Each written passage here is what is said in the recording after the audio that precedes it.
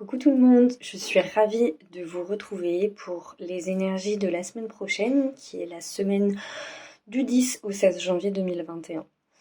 Je vous souhaite tout d'abord une excellente année, pleine d'amour, de rebondissements et puis d'accomplissement de tout ce dont vous avez envie.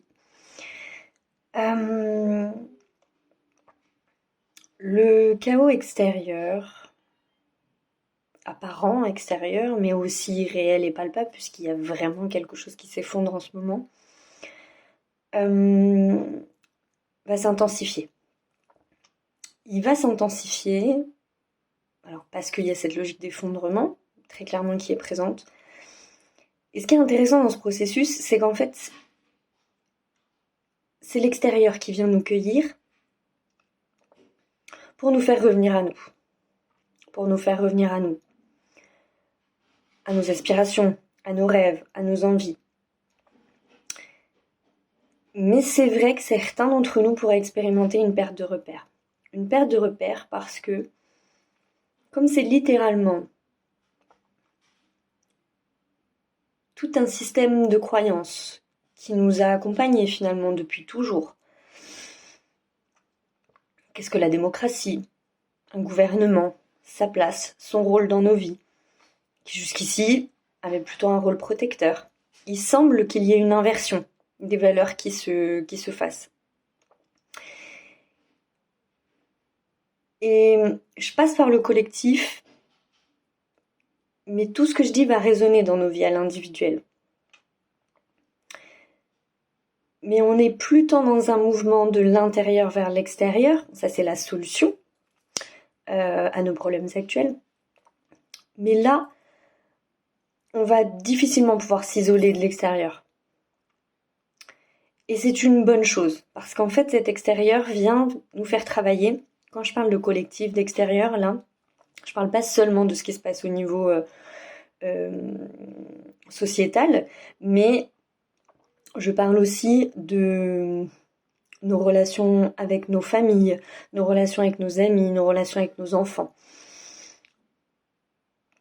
Tout passera par le filtre de ce collectif pour venir questionner des choses à l'intérieur de nous, en termes de valeurs, de positionnement, de choix, d'envie, etc. La semaine prochaine, on nous demande de nettoyer, encore et toujours, tout ce qui va être en lien avec un masculin, une énergie masculine belliqueuse. Toutes les énergies de colère, d'injustice. Encore une fois, c'est l'extérieur, c'est-à-dire le collectif, qui vient appuyer sur ces blessures-là. Le sentiment de rejet, la colère, l'injustice, la trahison. Tous ces sentiments, si on y regarde bien, le collectif va venir appuyer sur ces blessures pour nous faire retrouver une certaine forme d'autonomie. Et il va y avoir un parallèle que je trouve, à titre personnel, très intéressant, qui est que ça va appuyer sur des blessures infantiles, sur notre rapport à ce qu'on nous a appris comme autorité, comme repère extérieur, comme relation parent-enfant, comment se construit ça.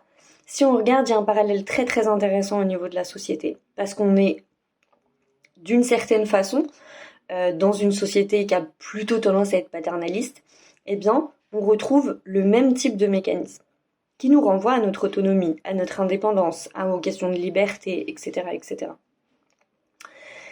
Donc, la semaine prochaine, on va encore davantage vers cette notion d'état de conscience, de notre émotionnel et de ces blessures qui se réveillent et qui se réveillent collectivement.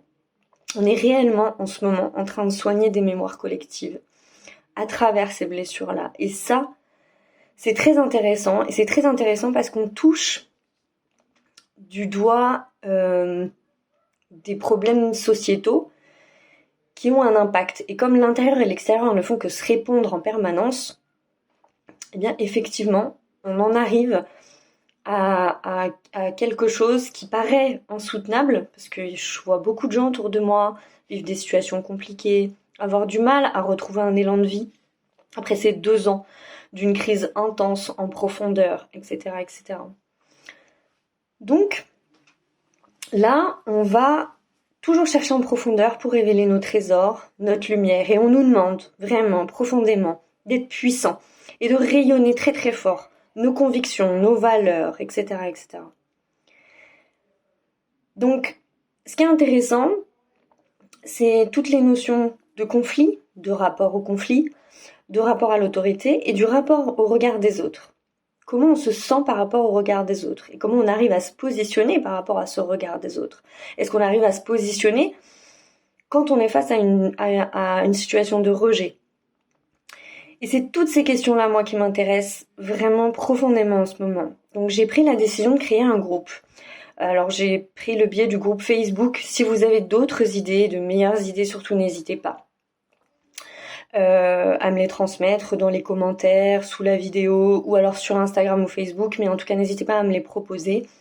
J'ai décidé de créer un groupe que j'ai appelé Entraide, écoute et soutien, parce que je crois profondément que dans une société où le lien social se défait, se délite de plus en plus, il est très important que les individus restent en lien, discutent, communiquent sur leur mal-être, s'expliquent sur tous ces sentiments qui nous traversent en ce moment et qui sont parfois très forts puisqu'on est dans une situation collective qui est profondément violente, et ce, quels que soient les différents statuts qu'on peut avoir dans cette société. Moi, je m'intéresse pas là aux chiffres. Ce groupe n'a pas pour but de critiquer la situation sanitaire ou même de l'expliquer à travers des chiffres ou des choses comme ça. Ça ne m'intéresse pas. Ça ne m'intéresse pas. Il y a beaucoup de groupes déjà qui le font. On vient de le faire pendant 2 ans. On se bat à coups de chiffres, à coups de machin. Moi, ce qui m'intéresse, c'est l'émotionnel. C'est comment vous vous sentez au cœur de cette crise, au bout de 2 ans. Qu'est-ce que vous avez envie? Comment on reconnecte avec ses envies? Comment on se projette quand on est dans le chaos et dans l'incertitude? C'est toutes ces choses-là qui m'intéressent. Donc voilà, je mettrai le lien du groupe dans la barre d'information, sous la vidéo.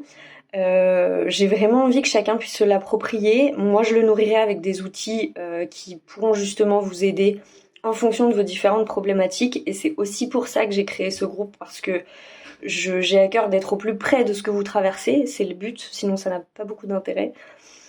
Donc voilà. Laissez vivre vos émotions, vraiment, aussi dures qu'elles puissent être. L'indignation, la colère, le sentiment d'injustice, la tristesse, toutes ces émotions doivent être écoutées, parce que plus on va les refouler et plus elles vont ressortir, et elles ressortiront de manière incontrôlable. L'année 2022 est vraiment une année où on doit maîtriser ses émotions au maximum, et il n'y a pas meilleure manière de maîtriser ses émotions que de les écouter en profondeur et de se pardonner de les ressentir. J'ai souvent à cœur de dire qu'il n'y a pas d'émotions négatives pour moi, c'est-à-dire que la colère, pour moi, ne fait pas partie des émotions négatives. La colère peut être un puissant moteur si on sait l'utiliser. Les plus grands hommes et les plus grandes femmes de toutes les époques ont utilisé ce levier, mais ils ont su la transcender, ils ont su en faire quelque chose de positif. Et c'est ça qui est intéressant.